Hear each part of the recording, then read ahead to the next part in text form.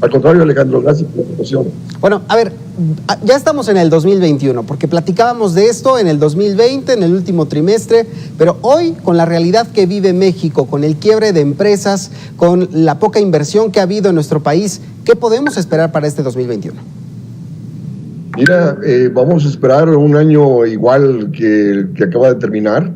Esos pronósticos de que en el 2021 vamos a crecer al 4% en absoluto, porque como acabas de señalar, ha habido destrucción de planta productiva, un montón de cierre y quiebre de empresas, una caída de la inversión fija bruta, tanto pública como privada, arriba del 20% en todo el 2020, y esto implica destrucción de capacidad productiva, que no solamente afecta el crecimiento presente, sino también futuro.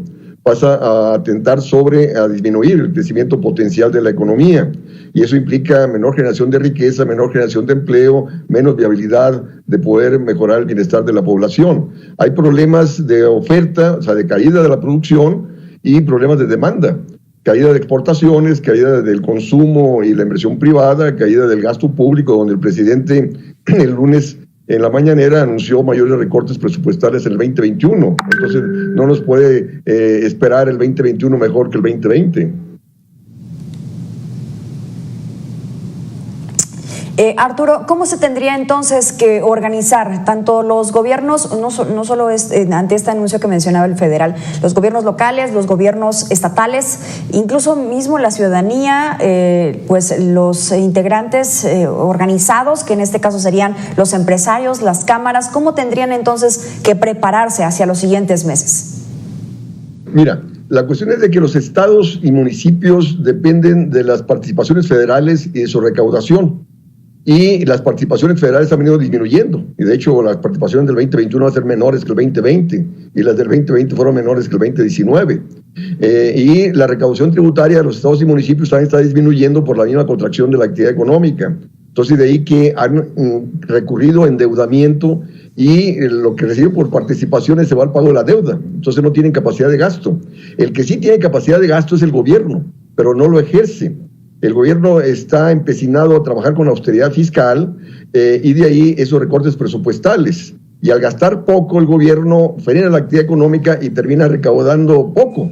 Entonces estamos en un círculo vicioso. Un gobierno soberano que controla la moneda simplemente gasta y recauda lo que gasta. Mientras más gaste, más va a recaudar, si ese gasto va en favor de la esfera productiva, en favor de la creación de empleo. Ahora, en el caso del sector privado, el sector privado no puede ser motor del crecimiento en un contexto donde están cayendo las exportaciones, y en un contexto donde el gobierno está gastando menos, y en un contexto donde está cayendo el consumo. Entonces, para que el sector privado invierta, el gobierno es el único que puede incrementar el gasto público. Pero el gobierno dice, no quiero trabajar con déficit fiscal, no quiero incrementar deuda. Y mi planteamiento es de que el Banco Central debe hacer lo que todos los bancos centrales están haciendo a nivel mundial, de estar comprando deuda de los gobiernos a tasa de interés cercana a cero, para que los gobiernos gasten lo necesario para el combate a la pandemia y para evitar quiebre de empresas y para evitar mayor desempleo, cosa que el Banco Central de México no realiza, ni tampoco el gobierno mexicano. Entonces, al seguir con esta política de alta tasa de interés, que te frena la inversión, al seguir el gobierno con los recortes presupuestales, no hay perspectiva de crecimiento en el 2021, ni en el 2022, ni el 2023, porque hay quienes dicen que hasta el 2024 o 2023 vamos a recuperar los niveles de crecimiento del 2019, y no. Mi planteamiento es de que vamos a una década perdida, así como la década de los 80s, y la década perdida presente va a ser más severa que la década de los 80s, porque en los 80s teníamos más industria, y actualmente tenemos menos industria y no tenemos manejo soberano de política económica para encarar los problemas que estamos enfrentando. Doctor Arturo Huerta, cuando estaba toda esta discusión del presupuesto en el Congreso, recuerdo a la oposición que acusaba que era un presupuesto inercial. Sí había un incremento en rubros como salud, y sobre todo la mayor partida se la llevó la Secretaría del Bienestar. ¿A poco estos programas sociales no nos van a sacar de la pobreza? Mira, el planteamiento del gobierno es que al favorecer a los de abajo impacta a los de arriba, y en absoluto, porque los programas sociales, estos programas de bienestar, se inscriben dentro del superávit primario del gobierno. ¿Qué implica el superávit? Que el gobierno está recaudando más de lo que gasta, excluyendo el pago del servicio y la deuda. Entonces estos programas sociales no contrarrestan el desempleo derivado de la drástica contracción del gasto público que se está realizando en inversión y en gasto corriente. Entonces estamos viendo incremento de desempleo, tanto por la falta de respuesta del gobierno frente a la crisis, y esto te viene a disminuir demanda. Y los gastos sociales, la política social no te contrarresta estos efectos negativos de mayor desempleo y mayor deterioro del nivel de vida de la mayoría de la población. Sigue creciendo la pobreza a pesar de esas políticas sociales. Las políticas sociales siempre las hemos tenido, y el problema de la pobreza es la falta de empleo bien remunerado que existe en el país, ¿no? Arturo, planteaba Alex, y que tú lo has mencionado, lo has reiterado en diversos espacios, justamente esto, los programas sociales son eso, programas sociales son de apoyo, pero no están generando un empleo, que esto generaría efectivamente bienestar a las personas y a sus familias por consecuente. Ahora, el destino de los recursos federales a 4 megaproyectos, ¿era momento de hacerlo o podía esperar? No. Es un fracaso, ¿no? Porque mira, el Tren Maya está dirigido al turismo internacional. El turismo internacional está caído a nivel mundial y va a estar caído por muchos años por el problema de la pandemia, y no solamente por el problema de la pandemia, sino por el problema del desempleo. Entonces se están canalizando recursos en un proyecto fallido, ¿no? Que no tiene perspectivas de tener rendimientos en el corto y mediano plazo. El Tren del Istmo de Tehuantepec está dirigido a promover entrada de inversión extranjera, maquiladoras para exportar. El comercio internacional está caído, ¿no? Y va a seguir caído a nivel mundial. Hay que tomar en cuenta que el comercio internacional viene cayendo desde el 2010 a la fecha, y con la crisis actual, pues más ha caído el comercio internacional, y así va a seguir por varios años. Entonces no se puede seguir apostando el crecimiento hacia afuera, tomando en cuenta que la recesión está presente en todas partes del mundo.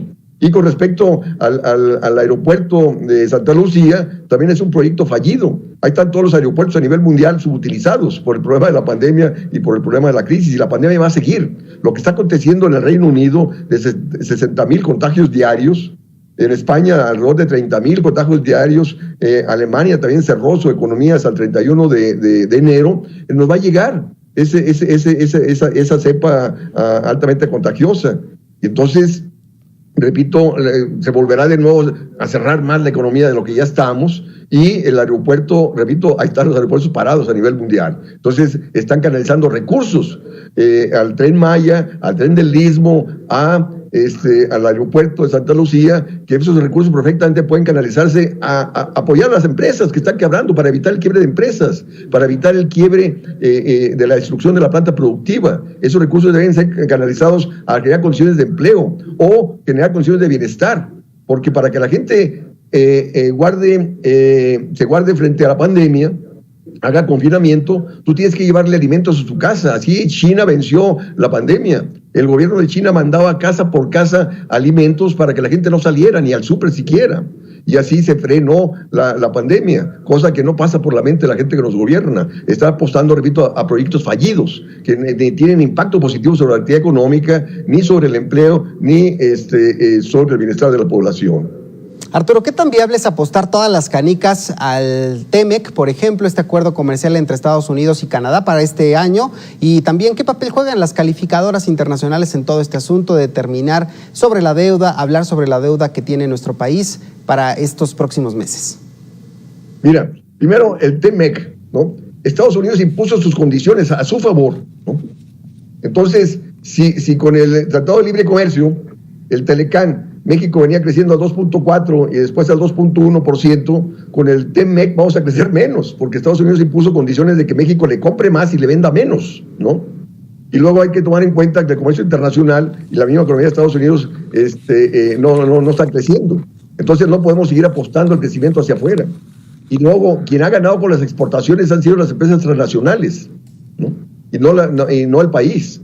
Nosotros no hemos crecido, hemos pasado a tener menos industria. Y con respecto a las calificadoras, el gobierno está preocupado por las calificadoras, de ser bien visto por las calificadoras, por el capital financiero, y de ahí que mantiene estable el tipo de cambio a través de alta tasa de interés y austeridad fiscal para generar ahorros para el pago de la deuda. Pero resulta que el gobierno no fue electo para que sirvan las calificadoras del capital financiero, ¿no? Los gobiernos deben de responder a los reclamos nacionales y los reclamos nacionales son de crecimiento económico, de empleo y bienestar de la población, ¿no? Y esas políticas de austeridad fiscal están sacrificando el crecimiento económico, están sacrificando la generación de empleo, están generando quiebre masivo de empresas. Y el Banco de México, repito, todos los bancos centrales a nivel mundial están comprando deuda pública para que los gobiernos gasten lo necesario para el combate a la pandemia y para salir de la crisis, y están bajando la tasa de interés a nivel de cero. Y acá el Banco de México la tiene 4.25 para promover entrada de capital financiero, y esa alta tasa de interés, por lógico, incrementa el costo de la deuda del sector público y sector privado, menos inviertes, menos gastas y menos pasas a crecer. Se origina una transferencia de recursos de los deudores a los acreedores, a la banca, ¿no? Entonces, de ahí que mi planteamiento es de que el gobierno debe dejar de lado a las calificadoras internacionales, que son las que exigen la estabilidad de la moneda, que son las que exigen la austeridad fiscal, porque eso nos está profundizando la crisis.